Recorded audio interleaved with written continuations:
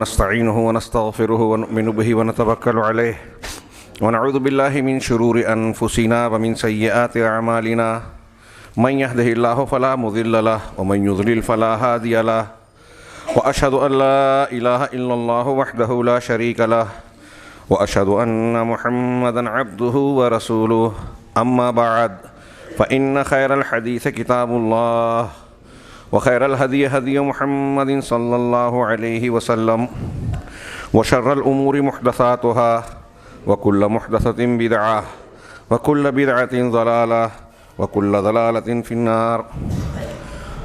أعوذ بالله من الشيطان الرجيم. بسم الله الرحمن الرحيم. ما يفتح الله للناس من رحمة فلا ممسك لها وما يمسك فلا مرسل لها من بعده وهو العزیز الحکیم. محترم حاضرین، لا حول ولا قوت الا باللہ. اللہ کے مدد کے بغیر کوئی طاقت اور قوت نہیں ہے. لا حول، کوئی تبدیلی نہیں ہو سکتی، کوئی بدلاؤ نہیں ہو سکتا. نیکی کی طرف گناہ کی حالت سے آدمی منتقل نہیں ہو سکتا. ولا قوت، اور کسی نیکی کو اختیار کرنے پر قادر نہیں ہو سکتا انسان الا باللہ، مگر اللہ کی مدد سے.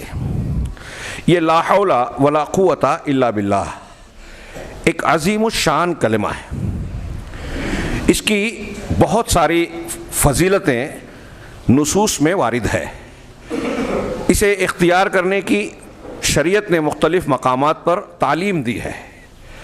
لا الہ الا اللہ، جس کو ہم کلمہ طیبہ کہتے ہیں، وہ اخلاص فی العبادہ، اللہ کی عبادت میں اخلاص پر مشتمل ہے. اور اس کے مقابلے میں لا حول ولا قوت الا باللہ یہ اخلاص فی الاستعانہ، اللہ سے مدد مانگنے میں اخلاص پر مشتمل ہے. لا الہ الا اللہ کے کہنے سے آدمی اللہ کی توحید کو مانتا ہے اور شرک سے اپنے آپ کو بری اور بری الذمہ اور دور الگ قرار دیتا ہے. اور لا حول ولا قوت الا باللہ کو جب کہتا ہے اور اس کو مانتا ہے دل سے، اس کے معنی اور مفہوم کے ساتھ میں، تو یہ اللہ کے علاوہ کسی بھی طاقت اور قوت کا انکار کرتا ہے. اللہ تبارک و تعالیٰ کی مشیت، اس کی قضا اور قدر پر ایمان رکھتا ہے. لا الہ الا اللہ یہ مقصود ہے اس پوری کائنات کا خلاصہ مقصود. کس لیے اللہ نے پیدا کیا؟ وہ بنیادی مقصد لا الہ الا اللہ کے ذریعے سے پورا ہوتا ہے. اور لا حول ولا قوت الا باللہ یہ اسی مقصد کا ذریعہ ہے. دونوں مل کر ایک انسان کو کامل ایمان والا اور اللہ تبارک و تعالیٰ کا مطلوب انسان بناتے ہیں. قرآن مجید کی سب سے جامع سورت سورہ فاتحہ، جسے ہر نماز کی ہر رکعت میں مقتدی ہو یا امام، صحیح قول اور دلائل کے مطابق ہر ایک کے لیے پڑھنا لازم ہے، فرض ہے نماز میں. اس میں دعا سکھائی، ایاک نعبد و ایاک نستعین. اے اللہ رب العالمین الرحمن الرحیم مالک یوم الدین، اللہ کی حمد و ثنا، اس کی مجد و تعریف کے بعد، اس کی رحمت کے اقرار کے بعد، اس کے ناموں کا ذکر کرنے کے بعد، توحید کو ماننے کے بعد اللہ نے کہا کہ ہم اور آپ یہ کہیں ایاک نعبد و ایاک نستعین، ہم صرف تیری عبادت کرتے ہیں اور صرف تجھ سے مدد طلب کرتے ہیں. بعض سلف نے یہ لکھا کہ قرآن مجید پچھلی تمام آسمانی کتابوں کا خلاصہ ہے، اور سورۃ الفاتحہ الحمدللہ رب العالمین سے آخر تک سورہ فاتحہ یہ قرآن مجید کا خلاصہ ہے. قرآن کے مضامین اس میں جامع انداز میں سمٹے ہوئے ہیں. اور ایاک نعبد و ایاک نستعین یہ سورہ فاتحہ کا خلاصہ ہے. آپ اندازہ لگا سکتے ہیں کہ ایک کتنی جامع بات ہوئی. ایاک نعبد و ایاک نستعین پر اگر ہم گفتگو کرتے رہیں، اس سے کیا کیا چیزیں ثابت ہوتی ہے. انسان کے مقصد حیات کو کس طریقے سے یہ کلمہ اگر اپنے معنی کی گہرائی کے ساتھ جانا اور سمجھا جائے، اسے اختیار کیا جائے، تو انسان کی زندگی کے مقصد کو مکمل کرنے والا ہے. اسی لیے یہ سورہ فاتحہ کا دین کا خلاصہ ہے، اور ساری شریعت، دین کے سارے احکامات اسی مرکز کے گرد گھومتے ہیں۔ ایاک نعبدو، ہم تیری ہی عبادت کرتے ہیں، اس معنی کو پورا کرتا ہے لا الہ الا اللہ جو مقصد ہے۔ وَإِيَّاكَ نَسْتَعِينُ، اور صرف تجھ سے مدد مانگتے ہیں۔ کیوں اللہ سے مدد مانگتے ہیں؟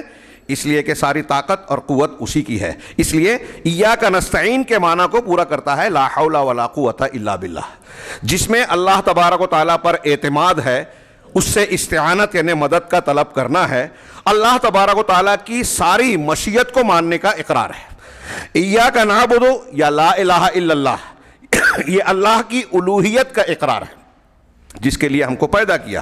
انبیاء کرام علیہم الصلاۃ والسلام کی دعوت کا جو مرکز تھا توحید الوہیت، اور امتوں میں اور انبیاء میں جس توحید میں جھگڑا ہوا، جس میں نزاع اور مخاصمت تھی، وہ یہی توحید تھی، توحید الوہیت۔ تو ایاک نعبد جب بندہ کہتا ہے تو اللہ کی توحید الوہیت کو مانتا ہے، وَإِيَّاكَ نَسْتَعِينُ جب کہتا ہے تو اللہ کی توحید ربوبیت کو مانتا ہے۔ ربوبیت اللہ تبارک و تعالیٰ کے کاموں سے متعلق ہے، اس کائنات کو پیدا کرنے والا، اس کا نظام چلانے والا، اس میں جو کچھ بھی ہوتا ہے ان تمام چیزوں کو متعین کرنے والا، ان کی قضاء اور قدر کو طے کرنے والا صرف اللہ رب العالمین ہے۔ جو اللہ نے چاہا ما شاء اللہ کان وما لم یشاء لم یکن، جو اللہ نے چاہا وہی ہوا، اور جو نہیں چاہا وہ نہیں ہوا، نہیں ہوتا۔ لا حول ولا قوت الا باللہ۔ میں نے کہا یہ کلمہ آپ نے تھوڑی سی تشریح اور معنی اور مفہوم یا اہمیت کے تناظر میں نے تمہیدی طور پر جو باتیں بیان کی سنی، اس کی فضیلت کے تعلق سے کچھ باتیں عرض کریں۔ شیخ عبد الرزاق بن عبد المحسن البدر نے اپنی کتاب فقہ الادعیہ والاذکار میں اس پر 2 دروس بیان کیے۔ فضل لا حول ولا قوت الا باللہ، پہلا درس جو دیا یا بیان کیا کہ لا حول ولا قوت الا باللہ کی فضیلت، اس کلمے کی جامعیت، اس کی عظمت شان کا ذکر کرتے ہوئے وہ کہتے ہیں کہ اس کلمے کی فضیلت میں بہت ساری نصوص ہیں، اور مثال کے طور پر بیان کیا کہ بعض نصوص میں لا حول ولا قوت الا باللہ کو کچھ دوسرے فضیلت والے کلمات اور ذکر کے الفاظ جیسے سبحان اللہ، الحمدللہ، اللہ اکبر، لا الہ الا اللہ، ان کے ساتھ میں ان کی فضیلت بیان کی گئی ہے، جیسے حضرت ترمذی اور امام حاکم کی روایت جو حضرت عبداللہ بن عمرو بن عاص رضی اللہ تعالی عنہ سے مروی ہے، وہ کہتے ہیں کہ ما علی الارض رجل یقول لا الہ الا اللہ واللہ اکبر وسبحان اللہ والحمد للہ ولا حول ولا قوت الا باللہ الا کفرت عنہ ذنوبہ ولو کانت اکثر من زبد البحر۔ اللہ کے نبی صلی اللہ علیہ وسلم کہ روئے زمین پر کوئی بھی آدمی نہیں ہے جو یہ کلمات کہے، کون سے؟ لا الہ الا اللہ، اللہ کے سوا کوئی معبود برحق نہیں ہے، واللہ اکبر، اور اللہ سب سے بڑا ہے، سب سے عظمت والا، سب سے بڑی بڑائی اور کبریائی والا ہے، وسبحان اللہ، اور اللہ پاک ہے، میں اللہ کی ہر عیب اور نقص سے پاکی بیان کرتا ہوں، سبحان اللہ، والحمدللہ، اور تمام تعریف، تمام کمالات، خوبیاں اللہ کے لیے سزاوار ہیں، اللہ کے لائق و زیبا ہیں، ولا حول ولا قوت الا باللہ، اور کوئی طاقت اور قوت، کسی برائی سے بچنے کی انسان کے اندر طاقت نہیں ہے، کسی نیکی کو کرنے کی قوت نہیں ہے۔ یہ حضرت ابن عباس کی اس کلمے کی شرح کے ساتھ میں بیان کر رہا ہوں، کوئی طاقت اور قوت نہیں ہے الا باللہ، مگر اللہ کے ذریعے سے۔ جو یہ کلمات روئے زمین پر جو بندہ کہتا ہے، لا الہ الا اللہ واللہ اکبر وسبحان اللہ والحمدللہ ولا حول ولا قوت الا باللہ الا کفرت عنہ ذنوبہ، مگر اس کے گناہ معاف کر دیے جاتے ہیں، مٹا دیے جاتے ہیں، چاہے وہ سمندر کے جھاگ کی طرح ہو۔ روایت کہہ رہی ہے کہ سمندر کے جھاگ کی طرح اگر گناہ بھی ہیں تو یہ مٹا دیے جاتے ہیں۔ اس کا یہ مطلب نہیں ہے کہ حقوق العباد میں فضائل ہیں، اس کی بہت بڑی فضیلت ہے، ان کلمات کی عظمت شان بہت زبردست، اس میں کوئی شک نہیں، لیکن فضائل کو جاننے کے وقت ایک چیز ملحوظ رکھنی چاہیے، ہر چیز کو اس کے مقام پر رکھا جائے۔ اجر و ثواب، فضائل اپنی جگہ، گناہوں کو معاف کرنے والا جو مفہوم ہے اس کے تعلق سے جو قرآن و حدیث نے بیان کیا کہ آپ شرک کر رہے ہیں وہ معاف نہیں ہوگا۔ حقوق العباد میں کسی کا حق اگر آپ نے ہڑپ کر لیا ہے تو ان فضائل پر عمل کرنے سے وہ چیزیں صاف نہیں ہو جائے گی جب تک کہ آپ اس کا تصفیہ نہ کر لیں۔ بہن کا حق مار لیا، کسی کا مال چوری کر لیا، کسی پر ظلم کیا، تو جب تک وہ بندہ اس کو معاف نہ کرے یا اس سے اس کا تصفیہ نہ ہو، یہ چیزیں ان فضائل پر عمل کرنے سے مٹ جائے گی، ایسا نہیں ہے۔ ہمارے ہاں بعض لوگ فضائل کی ان روایات کو دیکھ کر ایسا سمجھتے ہیں کہ اب ہم کوئی بھی گناہ کریں، ان پر عمل کر لیا تو ہمارے گناہ تو سمندر کے جھاگ کی طرح ہے بھی نہیں، اتنے زیادہ بہت تھوڑے ہیں، سب معاف ہو جائے گا۔ تو یہ بات اچھی طریقے سے ذہن نشین رہے۔ اس کے علاوہ ابن ابی اوفا رضی اللہ عنہما سے روایت ہے کہ نبی کریم صلی اللہ علیہ وسلم کے پاس ایک دیہاتی آیا اور کہا کہ اے اللہ کے رسول، انی لا استطیع ان اتعلم القرآن، میں قرآن سیکھنے کی طاقت نہیں رکھتا، نیا نیا مسلمان ہوئے تھے، فعلمنی شیئا یجزینی، تو قرآن ابھی میں نہیں سیکھ سکتا، آپ اس کے علاوہ مجھے کوئی ایسی چیز سکھا دیں جو میرے لیے کافی ہو، کفایت کرے۔ تو آپ نے کہا تم یہ کہا کرو سبحان اللہ والحمد للہ ولا الہ الا اللہ واللہ اکبر ولا حول ولا قوت الا باللہ۔ اس سے پہلے ترجمہ ہو چکا، ترجمہ دہرانے کی ضرورت نہیں۔ جب اللہ کے نبی صلی اللہ علیہ وسلم نے یہ کلمات بیان کیا تو اس دیہاتی شخص نے کہا ہا کذا وقبض بیدہ، ہا کذا، اپنا ہاتھ اور مٹھی باندھا، کہا ہاں ایسے، مطلب میں نے اس کو لے لیا۔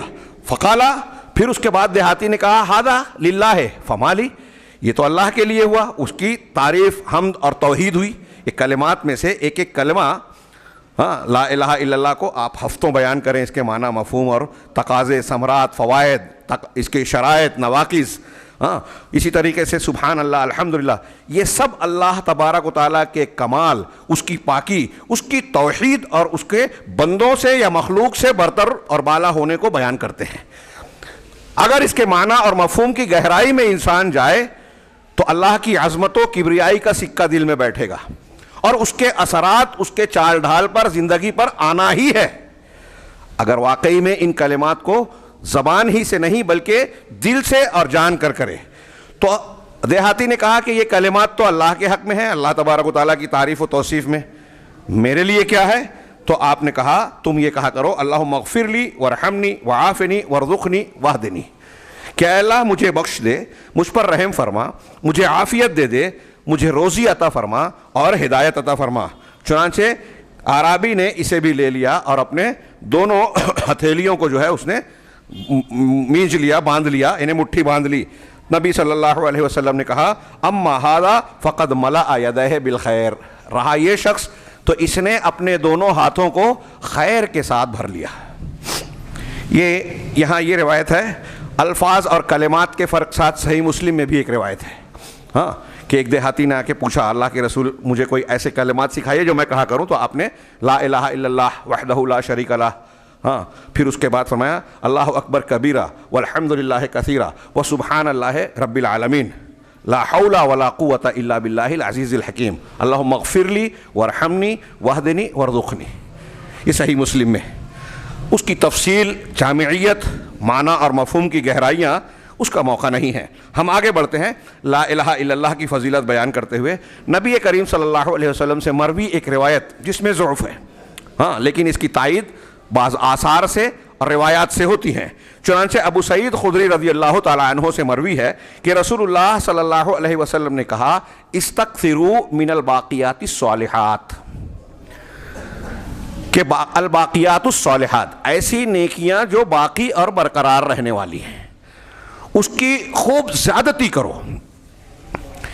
الباقیات الصالحات وہ نیکیاں جو زندہ رہنے والی اور باقی رہنے والی۔ انسان دنیا میں جو کماتا ہے، نعمتیں حاصل کرتا ہے، وہ ختم ہو جاتی ہے۔ کون سی چیز باقی رہنے والی ہے؟ اس کے نیک اعمال۔ اور کیسے باقی رہنے والے ہیں؟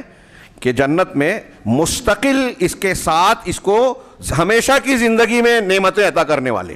اس اعتبار سے ان نیکیوں کی خیرات اور برکات، جو شخص نیکیوں کے ذریعے سے جنت کا مستحق ہو گیا، یہ اس کی نیکیاں ہمیشہ ہمیش اس کو فائدہ دے رہی ہیں، انہیں باقی رہنے والی ہیں، کوئی معمولی بات نہیں ہے۔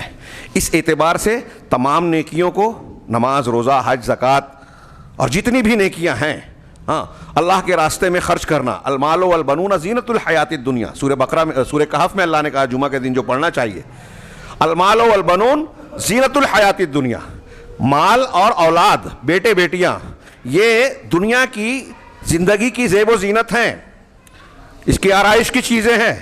والباقیات الصالحات خیر عند ربک ثوابا وخیر عملا.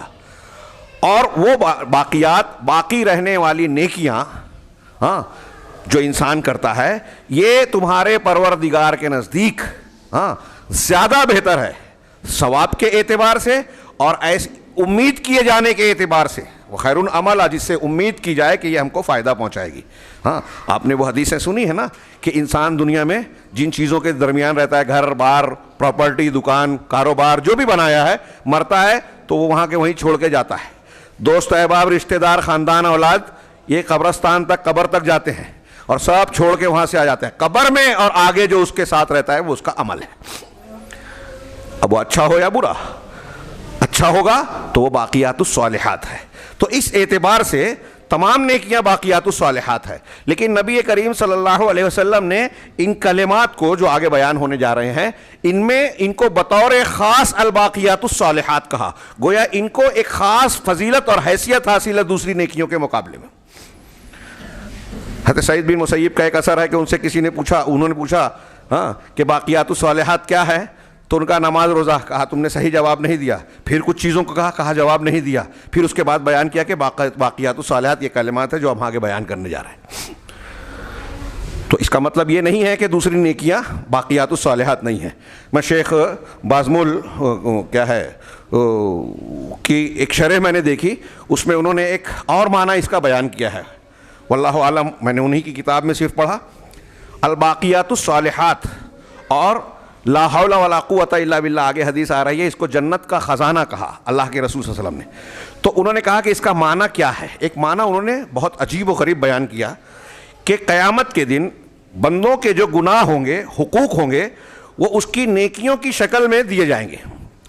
ایک بندے نے کسی پر ظلم کیا، گالی دی ہے، کسی کا مال ہڑپ کر لیا ہے، تو اور خود نماز روزہ حج زکوٰۃ کر کے گیا ہے. صحیح مسلم اور ترمذی کی روایت آپ جانتے ہیں، مفلس کون ہے والی حدیث.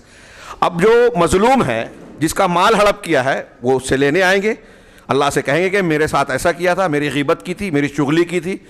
تو اب وہاں مال لین دین تو نہیں رہے گا، معافی تلافی کا دارالعمل نہیں رہے گا. تو کیا کریں گے؟ یہ جو نماز روزے کی نیکیاں لایا ہے، ان کے حق کے برابر اس کی نیکیاں لے کر اس کے نامہ اعمال میں، اس کے نامہ اعمال سے نکال کر اس میں ڈال دی جائے گی. قیامت کے دن تبادلہ نیکیوں اور برائیوں کا ہوگا حق حقوق کے سلسلے میں. حقدار آتے جائیں گے اور یہ نیکیاں اس کی چاہتی رہے گی.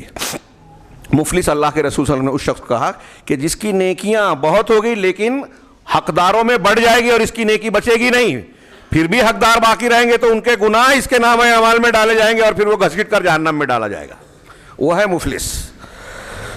تو شیخ بازمول نے کہا کہ یہ جو نیکیاں لے کر دوسرے کو دی جائے گی، الباقیات الصالحات کا اگر معاملہ انسان کے پاس اچھا بھرپور ہے، زبردست ہے، ان کلمات کو اس نے خوب کہا ہے، تو یہ باقی رہیں گی، حقداروں کو حق دینے کے باوجود باقی رہیں گی. لیکن یہ جیسا کہ میں نے کہا قابل غور اور قابل بحث ہے. اس کا یہ مطلب نہیں ہے کہ اس عمل کو کرنے کے بعد ایک انسان اپنے آپ کو اس بات کے لیے آزاد مانے کہ میں دوسروں کے حق حقوق مار لوں. آئیں گے تو میرے پاس تو یہ کلمات بہت ہے، ہاں میں نے بہت سارا نصاب بدعتی والا عمل کیا ہے، تو بدعت پر عمل کر کے ویسے بھی جو ہے گناہ ملتا ہے، چاہے وہ ذکر ہو، قرآن کی تلاوت ہو. بدعت گناہ کا باعث ہے، نیکی اور اجر و ثواب کا نہیں. آج ہمارے یہاں بہت ساری بدعات جاری ہیں، تو یہ بدعات پر یا سنت کے مطابق بھی عمل کیا تو یہ نہ سمجھ لے آدمی کہ چلو اب ہم یہ پڑھ رہے ہیں تو لوگوں کے حقوق کے لیے جری ہو جائیں. ہاں اگر آدمی اس قسم کے خیال کے ساتھ گناہ کرتا ہے تو اللہ تبارک و تعالیٰ پھر اسے محروم بناتا ہے، نیکیوں سے بھی محروم کرتا ہے. خیر، اللہ کے نبی صلی اللہ علیہ وسلم نے فرمایا کہ تم استکثروا من الباقیات الصالحات، باقیات الصالحات کو خوب خوب پڑھو. تو لوگوں نے کہا گیا وما ہی یا رسول اللہ، یہ باقیات الصالحات کیا ہے اللہ کے رسول؟ تو آپ نے فرمایا التکبیر والتہلیل والتسبیح والحمد ولا حول ولا قوت الا باللہ. التکبیر اللہ اکبر، اللہ کی بڑائی، والتسبیح سبحان اللہ کہنا، اللہ کی تسبیح اور پاکی بیان کرنا، تمام عیوب سے پاک قرار دینا، سمجھنا. والحمد اور اللہ تعالیٰ کی حمد، والتہلیل، تہلیل چھوٹ گیا، لا الہ الا اللہ کہنا. والتسبیح والحمد، اور تسبیح اور حمد اللہ کی تعریف بیان کرنا. اور آخری بتایا ولا حول ولا قوت الا باللہ. اللہ کے سوا کسی اور کے ذریعے سے کوئی انسان کے اندر کسی تبدیلی اور کسی نیکی کو اختیار کرنے کی کوئی قوت نہیں ہے. نہ برائی سے کوئی بچ سکتا ہے نہ بھلائی کو حاصل کر سکتا ہے بغیر اللہ کی مدد کے. یہ لا حول ولا قوت الا باللہ کا معنی ہوا. تو باقیات الصالحات میں ان کلمات کے ذریعے سے لا حول ولا قوت بھی شامل ہے. بعض روایتوں میں یہ چاروں چیزیں ہیں، 4 کلمات جو اللہ کو پسندیدہ ہیں، اس میں لا حول ولا قوت الا باللہ کا تذکرہ نہیں ہے.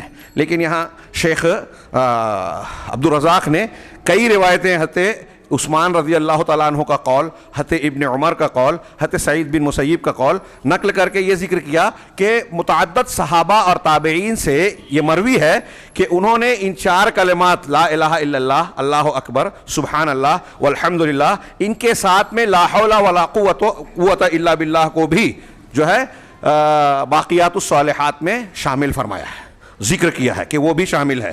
اس کے علاوہ اس کلمے کی کتنی عظمت شان ہے اور اس کا مرتبہ کتنا اونچا ہے اور اس پہ اجر و ثواب اور انسان کو کتنا زبردست فائدہ حاصل ہوتا ہے. خصوصی طور پر صرف لا حول ولا قوت الا باللہ کی ان باتوں کو بیان کرنے کے لیے بھی متعدد حدیثیں وارد ہیں.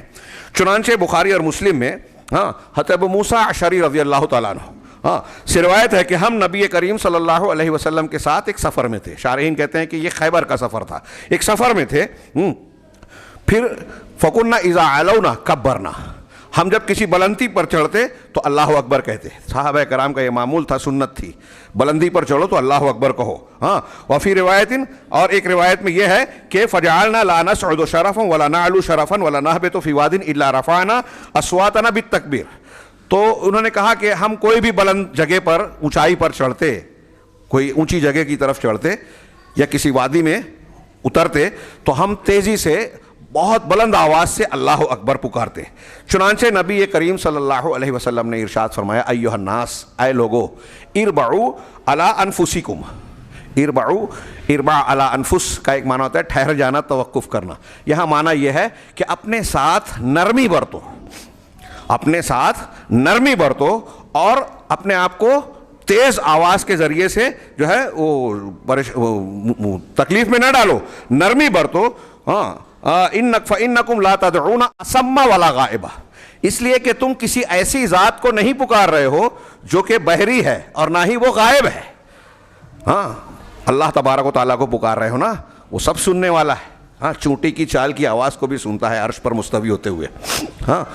تو وہ بہرا نہیں ہے کہ نہ سن سکے اور نہ ہی غائب ہے کہ موجود نہ ہو، ولیکن موجود ہے اپنے علم کے ساتھ، قدرت کے ساتھ. ولیکن تدعون سمیعا بصیرا، بلکہ تم ایسی ذات کو پکار رہے ہو، دعا مانگ رہے ہو جو کہ سننے والا، دیکھنے والا ہے. پھر اس کے بعد کہتے ثم اتی علی وانا اقول فی نفسی، پھر نبی کریم صلی اللہ علیہ وسلم میرے پاس آئے جبکہ میں اپنے دل میں کہہ رہا تھا، آہستہ آہستہ کہہ رہا تھا، لا حول ولا قوت الا باللہ. یہ عبداللہ بن اللہ کے رسول صلی اللہ علیہ وسلم کے پاس، اور ان کے پاس پہنچے ابو موسیٰ اشعری کے پاس، اور پھر ان سے کہا، یا عبداللہ ابن قیس، اے عبداللہ ابن قیس. یہ حضرت ابو موسیٰ اشعری ان کی کنیت ہے اور یہ نام ہے عبداللہ بن قیس. اے عبداللہ بن قیس، قل لا حول ولا قوت الا باللہ، تم لا حول ولا قوت الا باللہ کہو. فإنها کنز من کنوز الجنہ، اس لیے کہ یہ جنت کے خزانوں میں سے ایک خزانہ ہے. شاید موقع نہ رہے کہ اس کی تشریح اور تفسیر کی جائے. جنت کا خزانہ وہ چیز ہے جو محفوظ ہوتی ہے، جس کی پہلے سے حفاظت کی جاتی ہے، اکٹھا ہوتا ہے، جمع کرنے کی، نگرانی کرنے کی گویا ضرورت نہیں پیش آتی. جمع شدہ چیز ہے جنت کا خزانہ. یعنی یہ ایسی چیز ہے جس کا بدلہ جنت میں جمع ہو رہا ہے، اور انسان کے لیے یہ ایک خزانے کی حیثیت ہے کہ مسلسل اجر و ثواب دے گا، مسلسل فائدہ دے گا. آگے روایتوں میں ہے کہ یہ غراس الجنہ، جنت کا درخت ہے، پیداوار ہے، جو جتنا زیادہ لا حول ولا قوت اور یہ کلمات جو دوسری روایتوں میں بیان کیے گئے ہیں ان کو پڑھے گا، اتنا زیادہ اس کو جنت میں مزید شادابی، درخت اور پھل پھول اور اس کے نعمتیں ملے گی.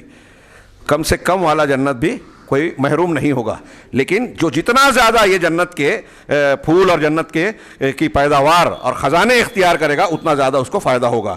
تو انہوں نے آپ نے فرمایا کہ لا حول ولا قوت الا باللہ کہو، ہاں فإنها کنز من کنوز الجنہ، اس لیے کہ جنت کے خزانوں میں سے ایک خزانہ ہے۔ اوقال یا آپ نے یہ کہا کہ الا ادلک علی کلمۃ من کنز من کنوز الجنہ، ہاں ہی کنز من کنوز الجنہ لا حول ولا قوت الا باللہ۔ بات وہی ہے کہ کیا میں تمہیں نہ بتاؤں کہ ایسا کلمہ جو جنت کی کے خزانوں میں سے ایک خزانہ ہے، یہ لا حول ولا قوت الا باللہ ہے۔ یہاں انہوں نے تشریح اس کی حدیث کی کرتے ہوئے کہا کہ نبی کریم صلی اللہ علیہ وسلم کی ایک شان تھی، عادت تھی کہ اپنے اصحاب کو اگر کوئی نیکی کرتا دیکھتے تو اس میں اور زیادتی چاہتے۔ جب آپ وہاں پہنچے کہ وہ تکبیر کہہ رہے ہیں، ہاں اور کلمہ اخلاص اور تکبیر کے ذریعے سے اپنی آوازوں کو بلند کر رہے ہیں، تو آپ نے ساتھ میں شرک سے براعت کے ساتھ ساتھ اس بات کی بھی براعت کی تعلیم انہیں دی کہ اللہ کے سوا دوسروں کی طاقت اور قوت کی سے براعت کا اظہار کریں کہ ہم اللہ کے علاوہ کسی اور کی طاقت اور قوت کو نہیں بناتے۔ چنانچہ مقصود یہ تھا کہ وہ توحید اور تقدیر پر ایمان دونوں کو اکٹھا کر لیں۔ ایک حدیث میں یہ ہے کہ جب بندہ لا حول ولا قوت الا باللہ کہتا ہے، کئی روایتیں آگے نقل کی ہے، اللہ بندہ جب کہتا ہے لا حول ولا قوت الا باللہ تو اللہ تعالیٰ کہتا ہے اسلم عبدی واستسلم، میرے بندے نے اسلام لایا اور جھک گیا، تابعداری اختیار کیا۔ اسلم تابعدار ہو گیا، واستسلم اور جھک گیا، اپنے آپ کو اللہ کے حوالے کر دیا۔ جب لا حول ولا قوت الا باللہ بندہ کہہ رہا ہے تو اس کا مطلب یہ کہہ رہا ہے کہ میری اپنی کوئی طاقت نہیں ہے، میں عاجز ہوں، اور میں ہی نہیں، دنیا کی کوئی بھی طاقت اللہ کے سامنے نہیں ہے۔ اگر کوئی طاقت ہے تو حقیقت میں صرف اللہ کی۔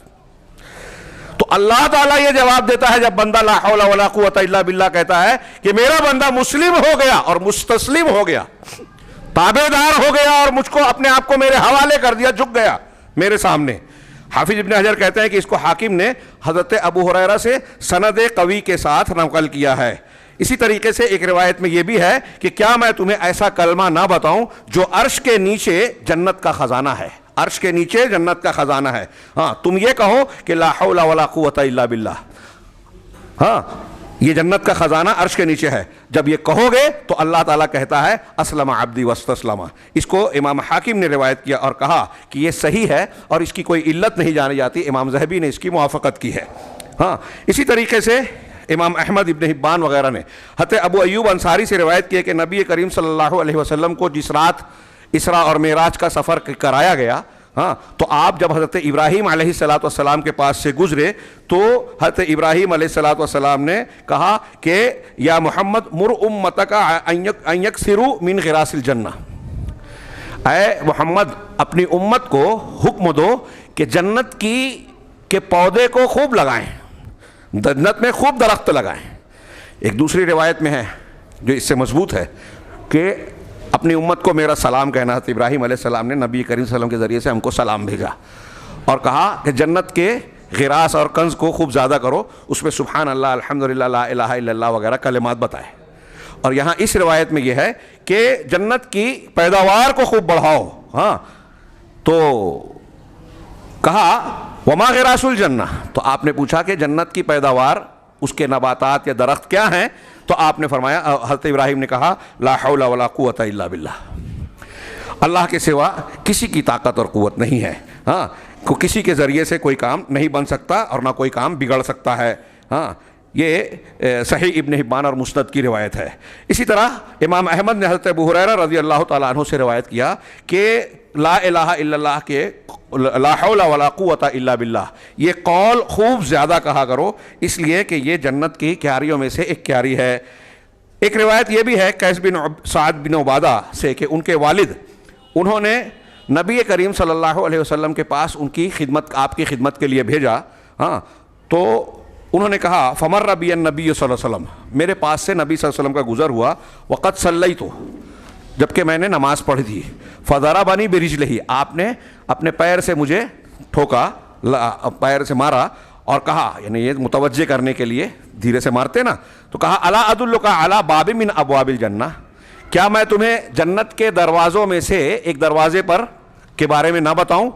میں نے کہا ہاں کیوں نہیں، تو آپ نے کہا لا حول ولا قوت الا باللہ، یہ کہا کرو۔ یہ مسند احمد مستدرک میں ہے اور امام علامہ البانی نے صحیحہ میں ذکر کیا ہے۔ یہ چند روایات ہم نے یہاں تذکرہ کیا اور وقت زیادہ ہو گیا۔ جو فضائل ہم نے بیان کیے، اس کلمے کی عظمت شان، اس کے معنی اور مفہوم کو تمہید میں تھوڑا سا میں نے اشارہ کیا۔ اس سے زیادہ اہمیت اس بات کی ہے کہ ہم اس کے فضائل کو، ان فضیلتوں کو جو ان حدیثوں میں نصوص میں بیان کی گئی ہے، کیسے حاصل کریں۔ ایک بہت اہم بات میں عرض کرنا چاہوں گا کہ آج ہمارے یہاں فضائل پر بڑی بات ہوتی ہے، ذہن نشین رکھنے والی اور لوگوں تک پہنچانے والی بات کہنے جا رہا ہوں کہ بہت ضرورت ہے اس کی، کہ فضائل ہم نے جان لیے لیکن ان فضائل کو حاصل کرنے کا طریقہ نہیں جانا۔ لا الہ الا اللہ، لا حول ولا قوت الا باللہ، الحمدللہ، سبحان اللہ، یقیناً انتہائی فضیلت والے کلمات ہیں، بہت فضیلت ہے، آسمان اور زمین سے بھر جائے، لیکن ان کلمات کو صرف کہہ دینا فضیلت کے حاصل کرنے کے لیے کافی نہیں ہے۔ ان کلمات کو، جس کو جنت باقیات الصالحات کہا گیا، جنت کی پیداوار اور درخت کہا گیا، جنت کے خزانوں میں سے ایک خزانہ کہا گیا، گناہوں کو جو کہ سمندر کے جھاگ کے جیسے ہوں ان کو مٹا دینے والا قرار دیا گیا، اور بھی بہت ساری فضیلتیں جن کی بیان کی گئی ہے۔ کیا یہ صرف ایسے ہیں کہ آپ خالی خولی سطحی طور سے زبان سے کہیں اور اس کا اجر و ثواب اور یہ ساری فضیلتیں مل جائیں؟ نہیں،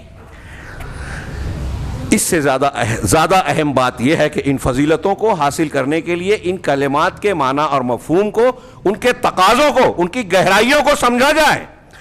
اگر معنی اور مفہوم کو صرف یہی لا حول ولا قوت الا باللہ نہیں، جتنے بھی اذکار ہیں، دعائیں ہیں، قرآن کی آیتیں ہیں، اگر آپ زبان سے پڑھ رہے ہیں لیکن عمل میں، عقیدے میں آپ اس کے مخالف ہیں تو آپ کو کوئی فضیلت نہیں ملے گی۔ آج ہمارے یہاں کتنے لوگ ہیں فضائل پہ محنت کر رہے ہیں، لا الہ الا اللہ کہہ رہے ہیں اور شرک بھی کر رہے ہیں، تو ان کا لا الہ الا اللہ کہنے کا مطلب کیا؟ جھوٹ بول رہے ہیں۔ اللہ اکبر کہہ رہے ہیں، تکبر میں مبتلا ہیں، کہہ رہے ہیں اللہ سب سے بڑا، اور جب کوئی معاملہ آتا ہے تو اپنی شان بتاتے ہیں، میں اس کی بات مان لوں، قرآن حدیث مان لوں، ہمارے باپ دادا نہیں مانتے کیا؟ تو کہیں باپ دادا کو بڑا بنا دیتا ہے، کوئی امام کو اللہ اور رسول سے زیادہ بڑا بنا دیتا ہے، کوئی پیر صاحب کی بات کو مانتا ہے، قرآن حدیث کو پڑھنے کی بھی فرصت نہیں ہے، کوئی بتاتا ہے تو سننے کے لیے تیار نہیں، سنتا ہے تو ماننے کے لیے تیار نہیں ہے۔ جو لوگ اس قسم کا رویہ اختیار کرتے ہیں وہ ان کلمات کو زبان سے کہہ رہے ہیں، حلق کے نیچے نہیں اترا۔ اب یہ لا حول ولا قوت الا باللہ کو آپ دیکھ لیجئے کہ اس کا مطلب کیا ہوا؟ اللہ کے سوا کوئی طاقت اور قوت نہیں ہے۔ ہاں، یہ بہت کلمہ اسلام اور کلمہ استسلام ہے۔ ابھی حدیث میں آپ نے پڑھا، اللہ کے رسول، اللہ تعالیٰ کہتا ہے کہ میرے بندے نے، جب یہ کہتا ہے میرے بندے نے اسلام لایا اور استسلام کر لیا، اللہ کے سوا کسی کی طاقت و قوت نہیں ہے۔ جب ہمارے دل و دماغ میں یہ بات رچ بس جائے گی تو تھوڑی دیر کے لیے سوچئے کہ ساری طاقت اور قوت اللہ کے ہاتھ میں ہے۔ اس بات کو ماننے کا، یقین رکھنے کا کیا تقاضا ہوگا؟ کیا آپ کسی اور سے امید کریں گے؟ کیا آپ کسی اور پر توکل اور بھروسہ کریں گے؟ کیا آپ کسی نبی، کسی پیر، کسی ولی، کسی فلاں اور کسی فلاں سیاسی پارٹی اور ہمارے فلاں اور فلاں بزرگ، ان پر اعتماد کریں گے؟ دیوی دیوتا کو کوئی مانے گا؟ بزرگان دین کو اللہ کے چھوڑ کر جو ان سے دعا کرے گا، ان کو پکارے گا؟ اللہ تبارک و تعالیٰ کے سوا جب کوئی طاقت اور قوت ہے ہی نہیں تو کون دے سکتا ہے؟ تو انہوں نے آگے بیان کیا کہ یہ کلمہ اسلام اور کلمہ استسلام ہے، کلمہ تفویض ہے۔ لا حول ولا قوت الا باللہ جب بندہ کہہ رہا ہے تو اپنے آپ کو اللہ کے حوالے کر رہا ہے کہ جو کچھ ہو رہا ہے تو ہی کرتا ہے، میرے ہاتھ میں اور کائنات کی کسی طاقت کے ہاتھ میں کچھ نہیں ہے۔ کوئی امریکہ ہو، کوئی برطانیہ ہو، کوئی وقت کی فرقہ پرست حکومت ہو، کوئی کسی کا کچھ بگاڑ نہیں سکتی، کوئی کسی کو کچھ دے نہیں سکتی اگر اللہ نہ چاہے۔ اللہ کے حوالے کرنا ہے، اور اللہ کے سوا کسی کی بھی طاقت اور قوت سے براءت کا اظہار ہے، اور اس بات کا اعتراف ہے لا حول ولا قوت۔ یہ بہت اہم بیان کر رہا ہوں، فضائل کو بیان کرنے والے، سننے والے یہ معنی اور مفہوم غور کریں کہ لا حول ولا قوت الا باللہ جب بندہ کہہ رہا ہے تو وہ یہ کہہ رہا ہے کہ بندہ اپنے معاملے میں یا کسی کے معاملے میں کچھ بھی اختیار نہیں رکھتا، کوئی بھی بندہ۔ اب بندے میں آپ، دنیا کا ہر انسان، یہاں تک کہ اولیاء اور صالحین، یہاں تک کہ انبیاء اور ملائکہ بھی آ گئے، اللہ کے نبی کہہ رہے ہیں۔ آدمی تھوڑی دیر کے لیے معمولی سی عقل کا استعمال کرے، نبی صلی اللہ علیہ وسلم بھی یہ کلمہ کہتے تھے لا الہ الا اللہ، آپ بھی یہ پڑھتے تھے لا حول ولا قوت الا باللہ، اللہ کے سوا کوئی طاقت اور قوت نہیں ہے، اللہ تعالیٰ کی مدد کے بغیر کوئی کام نہیں کیا جا سکتا، نہ برائی سے بچا جا سکتا ہے اور نہ نیکی کو کیا جا سکتا ہے۔ یہ نبی کریم صلی اللہ علیہ وسلم بھی کہہ رہے ہیں، تو قرآن میں بیان کیا جو اللہ نے، آپ کہہ دیں کہ میں اپنے آپ کے لیے بھی نفع اور نقصان کا مالک نہیں ہوں، نبی کہہ رہے ہیں۔ نبی کریم صلی اللہ علیہ وسلم کو بھی اللہ کے مقابلے میں کوئی طاقت اور قوت نہیں ہے، یہ خود آپ کہہ رہے ہیں، یہ کوئی آپ کی شان میں گستاخی نہیں ہے، یہ اللہ تعالیٰ کی عظمت اور اللہ کی صفات جو اللہ کے لیے خاص ہے، اس میں اللہ کے رسول شریک نہیں ہے۔ اگر کوئی شریک مانتا ہے تو شرک کرتا ہے۔ اس ایک کلمے کو سمجھ لیں تو ہمارا عقیدہ صحیح ہو جائے، اور جب جناب محمد رسول اللہ جو رحمت للعالمین سید المرسلین شفیع المذنبین یوم القیامہ ہوں گے، جن کا یہ مقام ہے جو سب سے اعلیٰ درجے کے مخلوق، وہ جب کوئی طاقت اور قوت اللہ کے مقابلے میں نہیں رکھتے تو کوئی پیر بابا دیوی دیوتا کتب ابدال کائنات کے نظام میں دخیل ہو سکتے ہیں؟ ان کو کوئی اختیار اور طاقت پاور حاصل ہو سکتا ہے؟ نہیں ہو سکتا۔ اور جو ایسا مانتا ہے کہ علی مولا کائنات ہیں، شیخ عبد القادر جیلانی کو پکاریں گے وہ ہماری مدد کر دیں گے، فلاں کتب فلاں خواجہ فلاں ابدال فلاں پیر صاحب ان کو پکارو تو وہ اپنے بندوں کی اپنے مریدوں کی مدد کے لیے آتے ہیں، اگر کوئی ایسا مانتا ہے تو وہ لا حول ولا قوت الا باللہ لا الہ الا اللہ نہیں مانتا۔ ہاں، ایاک نعبد و ایاک نستعین، ہم تیری ہی عبادت کرتے ہیں اور تجھ سے ہی مدد مانگتے ہیں۔ جھوٹ بولتا ہے جب وہ کہتا ہے، کیونکہ وہ جب دوسرے کو پکارتا ہے، دوسروں سے مدد مانگتا ہے تو وہ ان کی عبادت کر رہا ہے، ان سے استعانت کر رہا ہے، یہ کہہ رہا ہے کہ اللہ کے سوا ان کی بھی طاقت ہے، فلاں بھی اولاد دے سکتے ہیں، فلاں بھی مشکل کشائی کر سکتے ہیں۔ اللہ تعالیٰ کے علاوہ لا حول ولا قوت الا باللہ جب ہم کہہ رہے ہیں تو یہ بندہ کہہ رہا ہے کہ اللہ کے علاوہ کوئی بندہ کوئی مخلوق کسی کی کوئی طاقت قوت کسی کام کی کوئی اختیار نہیں رکھتے، اور کسی برائی کو دفع کرنے میں انسان کے پاس کوئی ہیلا بہانہ طاقت قوت نہیں ہے، اور نہ ہی کسی خیر کو حاصل کرنے کی کوئی طاقت ہے سوائے اللہ کے ارادے کے۔ اگر ہم کوئی کام کر لے رہے ہیں، کوئی کسی کو نقصان پہنچا لے رہا ہے، کوئی کسی کو فائدہ پہنچا لے رہا ہے، تو اس کا مطلب یہ کہ اللہ کی مدد سے ہو رہا ہے۔ میں آپ کو تماچا مار سکتا ہوں لیکن نہیں مار سکتا جب تک اللہ نہ چاہے، اگر مار لیا تو اس کا مطلب اللہ نے چاہا۔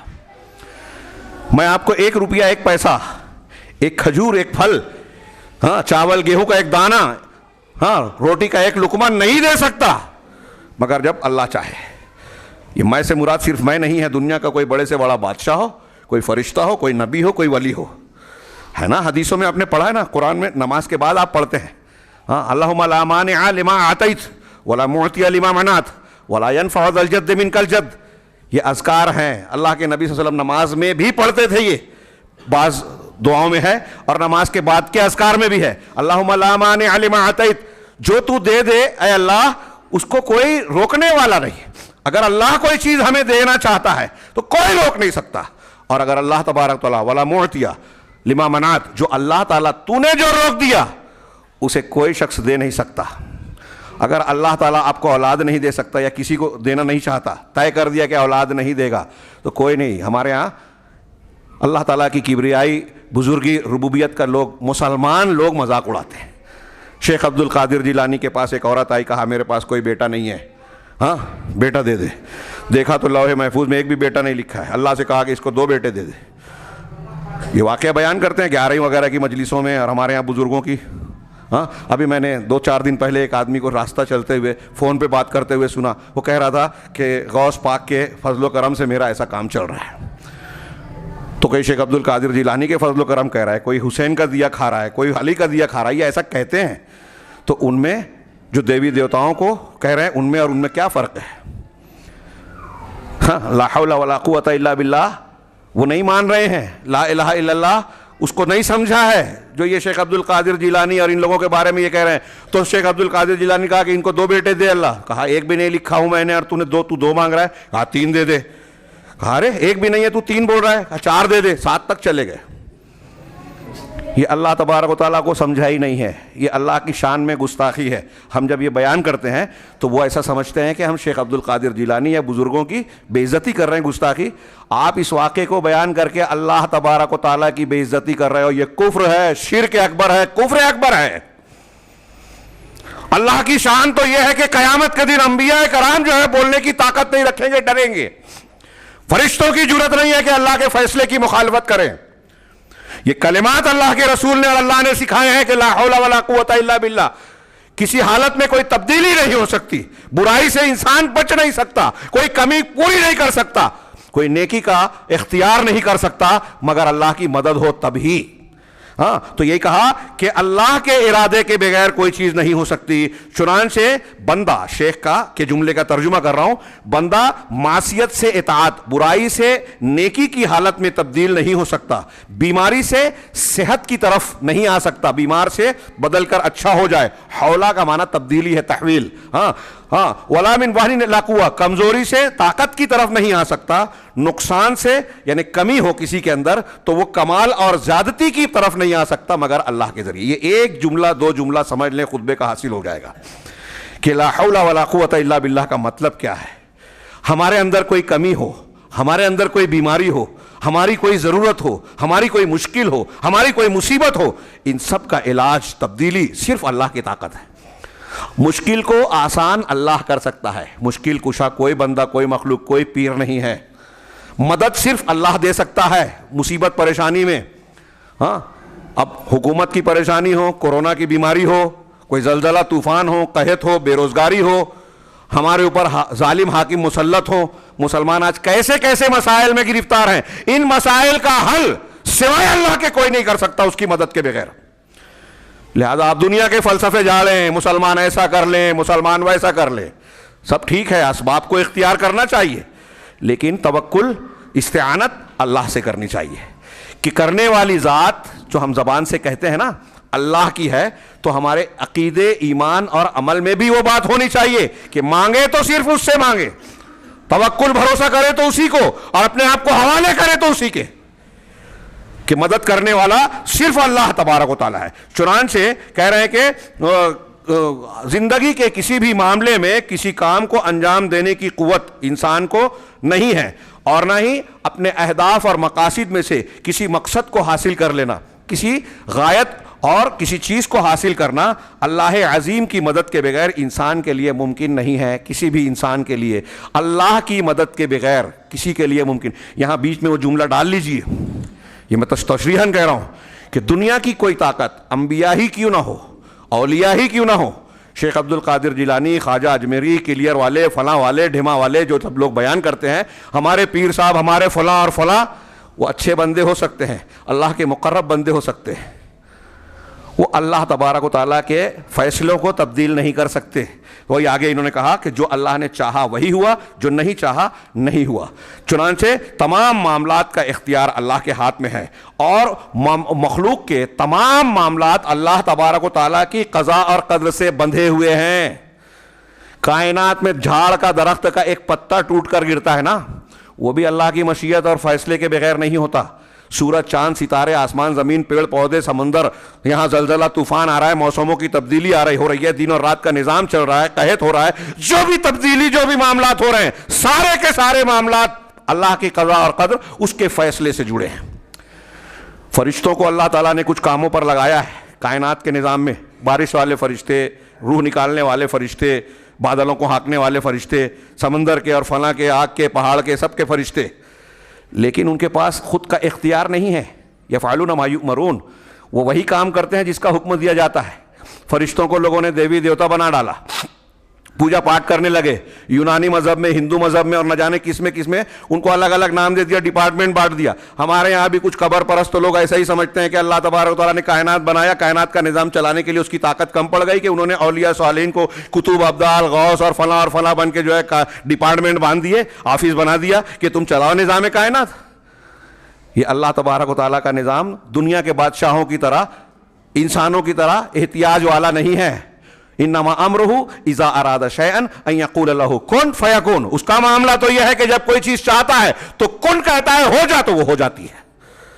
فرشتوں کی بھی ضرورت اور محتاج نہیں ہے، وہ ضرورت نہیں ہے اللہ کو۔ یہ اللہ تعالیٰ کی قدرت کاملہ ہے، مختلف حکمتیں ہیں کہ اس نے فرشتوں کو پیدا کیا بے شمار۔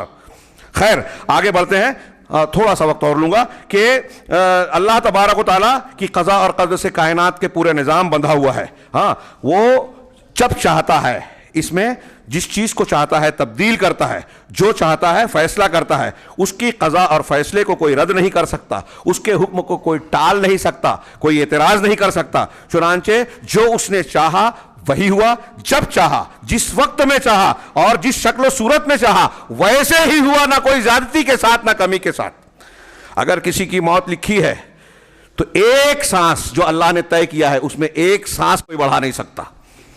اگر کسی جگہ پر کوئی واقعہ لکھا ہے تو اس جگہ میں 1 انچ اور 1 انچ کا لاکھواں حصہ بھی کوئی بدل نہیں سکتا۔ اللہ تعالیٰ نے جو کام جہاں لکھا ہے، جب لکھا ہے، جس شکل میں لکھا ہے ویسے ہی ہوگی۔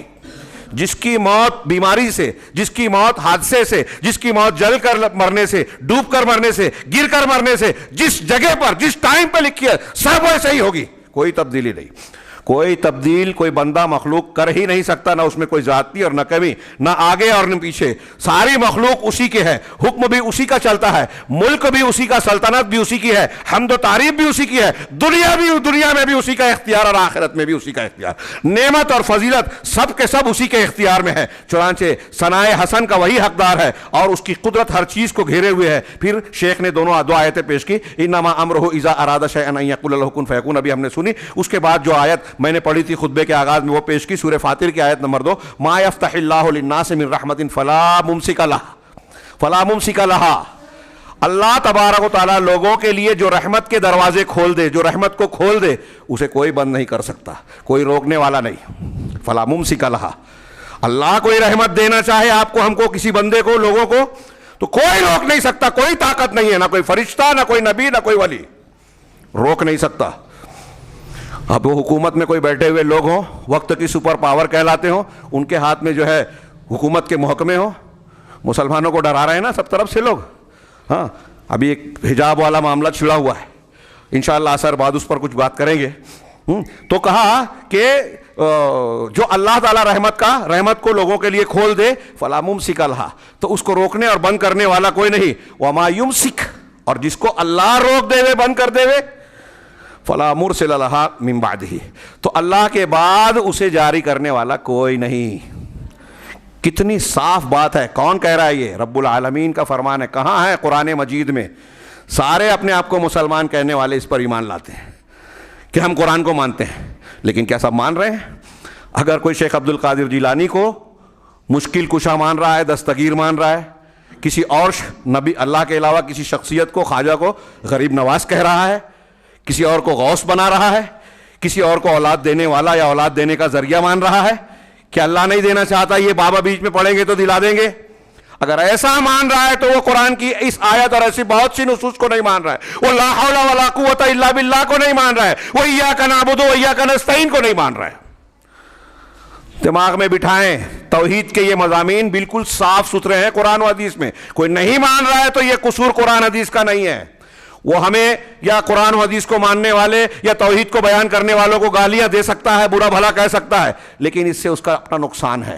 اگر میری آواز پہنچ رہی ہے ان لوگوں تک، پہنچ جائے یہ باتیں، تو وہ اچھی طرح گانٹھ باندھ لیں کہ ٹھیک ہے، انہیں لگتا ہے کہ ان کے مولوی، ان کے بزرگان، ان کا گھر بار جس ماحول میں وہ رہتے ہیں، قبر کی پرستش کر رہے ہیں، بزرگوں کو پوج رہے ہیں، ان کو مشکل کشا کہہ رہے ہیں، حالات کو تبدیل کرنے والا، مصیبت سے نکالنے والا مان رہے ہیں، تو ہم ان کو یہ پہنچانا چاہتے ہیں کہ یہ شرک ہے، لا الہ الا اللہ، لا حول ولا قوت الا باللہ، ان آیات قرآن حدیث کے صریح خلاف ہے، شرک اکبر ہے۔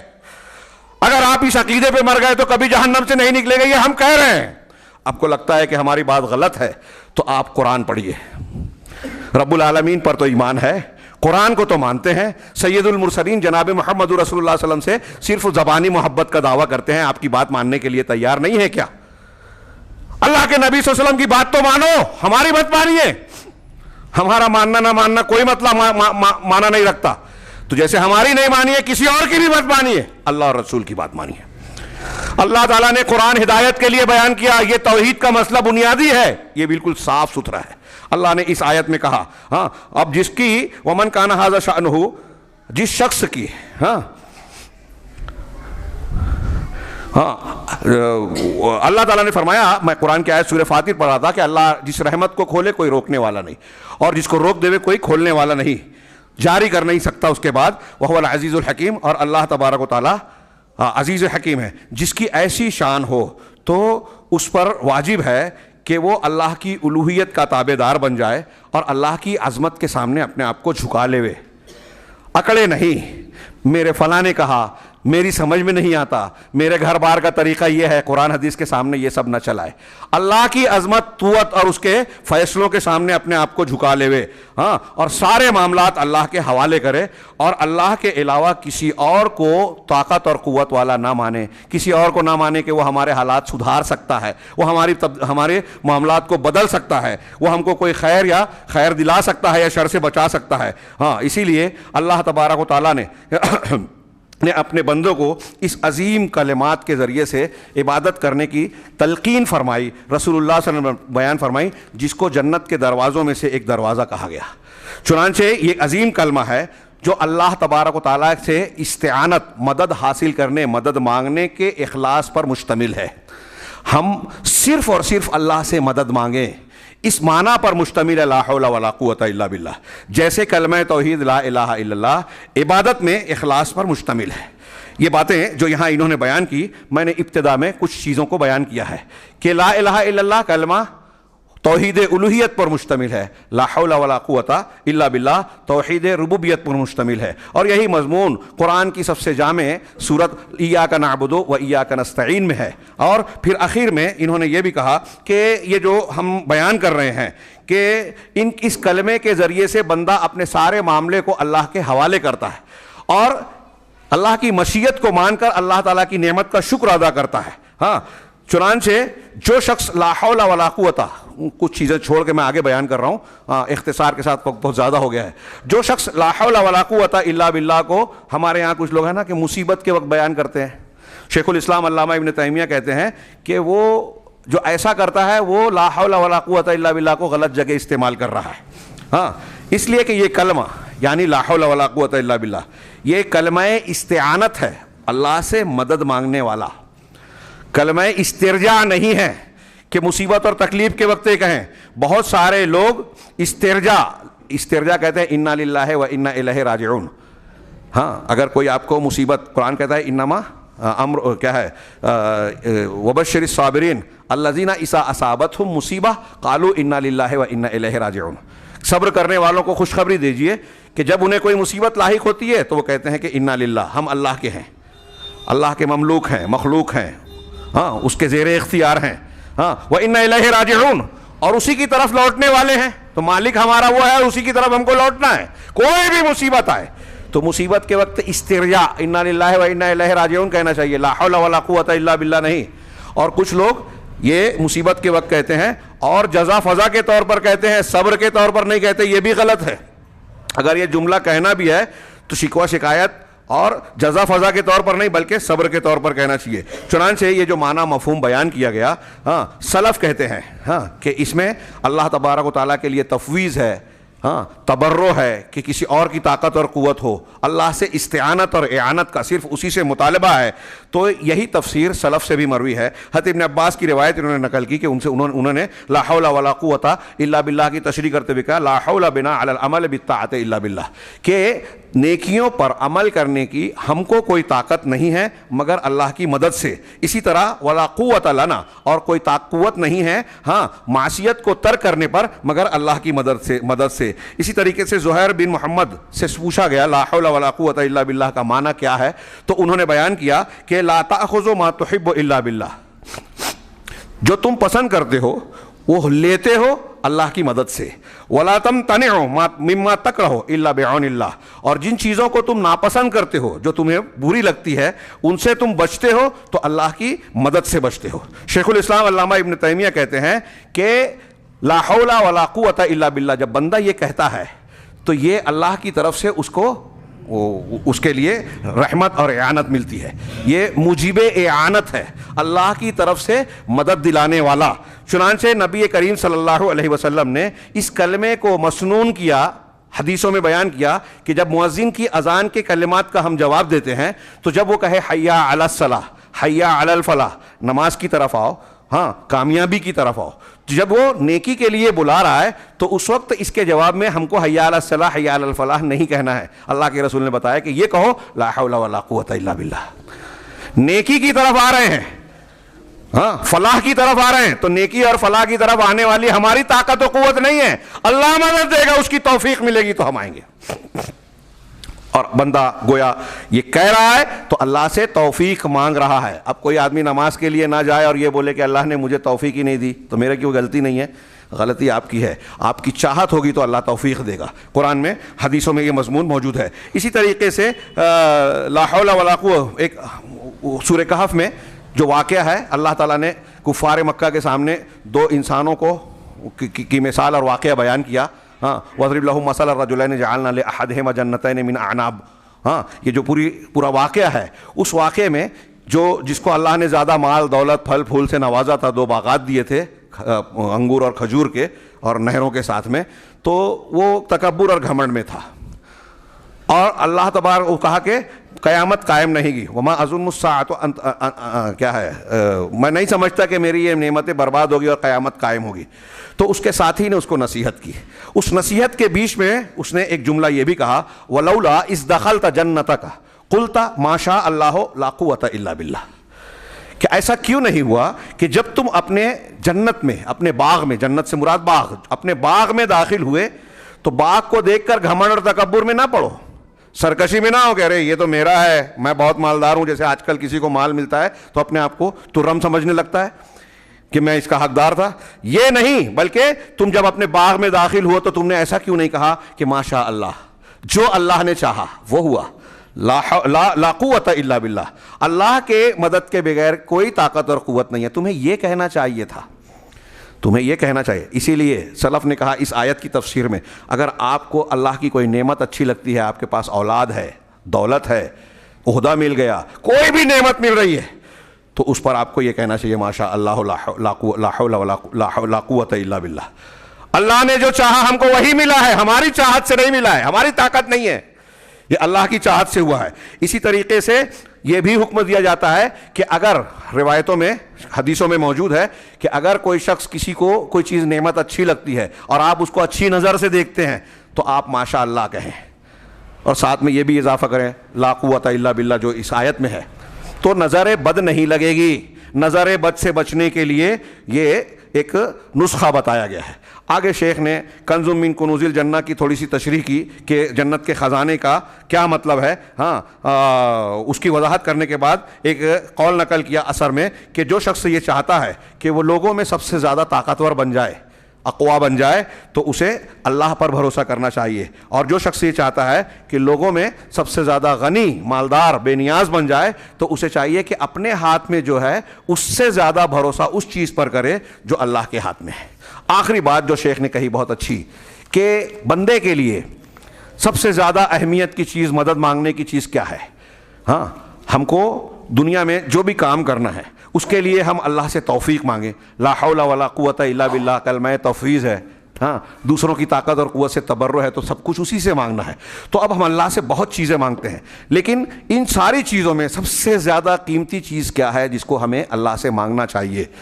وہ ہے کہ اللہ تعالیٰ ہمیں اپنی توحید, اپنی عبادت, جس کے لیے اللہ نے ہم کو پوری کائنات کو پیدا کیا, اس پر ہم کو قائم رکھے, دائم رکھے. یہ اس کی عبادت پر ہم کو لگائے جس کے لیے وما خلقت الجن والانس الا لیعبدون کے تحت اللہ نے ہم کو انسانوں اور جناتوں کو پیدا کیا.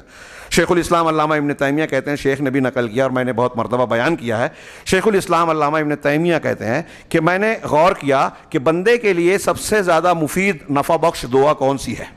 ہاں تو مجھے یہ روایت ملی, اللہ کے نبی جناب محمد رسول اللہ صلی اللہ علیہ وسلم نے حضرت معاذ سے کہا کہ انی احبک فی اللہ, میں اللہ کے لیے تم سے محبت کرتا ہوں. اللہ کے رسول نے حضرت معاذ کو کہا, کوئی معمولی بات نہیں ہے. ہاں رسول یہ کہیں کہ میں تم سے محبت کرتا ہوں اللہ کے لیے. ہاں اگر کسی کو اللہ کے لیے کسی سے محبت ہے تو آپ بتا دیں, حدیث میں ہے.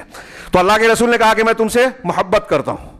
ہاں اب تم کبھی بھی نماز سے نماز کے اخیر میں یا نماز کے بعد جو ہے اس ذکر سے تم اس کو ترک نہ کرنا, یہ دعا ضرور مانگنا, اللہم اعنی علی ذکرک و شکرک و حسن عبادتک. اے اللہ میری مدد فرما, علی ذکرک, اپنے ذکر پر, یعنی میں تیرا ذکر کروں, و شکرک, اور تیرا شکر ادا کروں, ہاں, وعلا علی ذکرک و شکرک و حسن عبادتک، اور میری مدد کر کہ میں تیری حسن عبادت کو انجام دوں، اچھی طریقے سے عبادت کروں۔ علامہ ابن تیمیہ کہتے ہیں کہ میں نے جب یہ غور کیا کہ سب سے زیادہ مفید دعا کیا ہے تو یہ دعا مجھے سب سے مفید لگی۔ کیوں؟ اس لیے کہ اللہ نے ہم کو کس لیے پیدا کیا؟ مقصد کیا ہے پیدائش کا؟ توحید، عبادت، اللہ کی صرف عبادت کی جائے، دوسروں کی بات سے بچا جائے۔ اور اس دعا میں بندہ یہ مانگ رہا ہے کہ مجھے تیری عبادت، اچھی طرح سے عبادت، شکر اور ذکر کی توفیق دے۔ لہذا بندے کے لیے سب سے مفید چیز یہ ہے، مقصد کو پورا کرنے والی چیز یہ ہے۔ علامہ ابن تیمیہ کہتے ہیں کہ جب میں نے غور کیا تو یہی بات سورہ فاتحہ میں بھی میں نے پائی، ایاک نعبد و ایاک نستعین، کہ ہم تیری ہی عبادت کرتے ہیں اور تجھ سے ہی مدد مانگتے ہیں۔ اب تیری عبادت کرتے ہوئے تجھ سے ہی مدد مانگتے ہیں، تو جب تیری مدد مانگتے ہیں تو جن چیزوں میں دنیا کے سارے معاملات میں مدد تیری مانگتے ہیں، لیکن سب سے اہم چیز جس میں مدد مانگنا چاہیے وہ ایاک نعبد ہے، کہ تیری عبادت کرتے ہیں، لہذا اس میں بھی تو اپنی مدد دے ہم کو۔ ہاں، قرآن کی سورہ فاتحہ میں ایاک نعبد و ایاک نستعین میں گویا یہ بھی تلقین ہے کہ مقصد ہے اللہ کی عبادت، توحید، اور وسیلہ ہے ایاک نستعین، استعانت، لہذا اللہ سے مدد اس بات میں بھی مانگے کہ تیری ہی عبادت کرے، یہ وسیلہ ہے اور عبادت مقصد ہے۔ اور ہم اللہ تبارک و تعالیٰ سے استعانت کے بجائے دنیا کے دوسرے وسائل میں پھنسے رہتے ہیں۔ اللہ تعالیٰ سے دعا ہے کہ وہ ہمیں صحیح دین و عقیدہ سمجھنے کی توفیق عطا فرمائے، اور دنیا اور آخرت میں جو کامیابی کے نسخے ہیں پروردگار انہیں سمجھنے اور انہیں اختیار کرنے کی ہمیں توفیق عطا فرمائے، ہمارے سینے کو کھولے، اسے قبول کرنے کی توفیق دے، اس کے ذریعے سے ہر جگہ ہر فتنے، ہر مصیبت سے ہمیں محفوظ رکھے اور دنیا اور آخرت میں کامیابی سے نوازے۔ بارک اللہ لنا ولکم فی القرآن المجید ونفعنا وإیاکم بالآیات والذکر الحکیم، انہ تعالی جواد کریم ملک بر رؤوف رحیم۔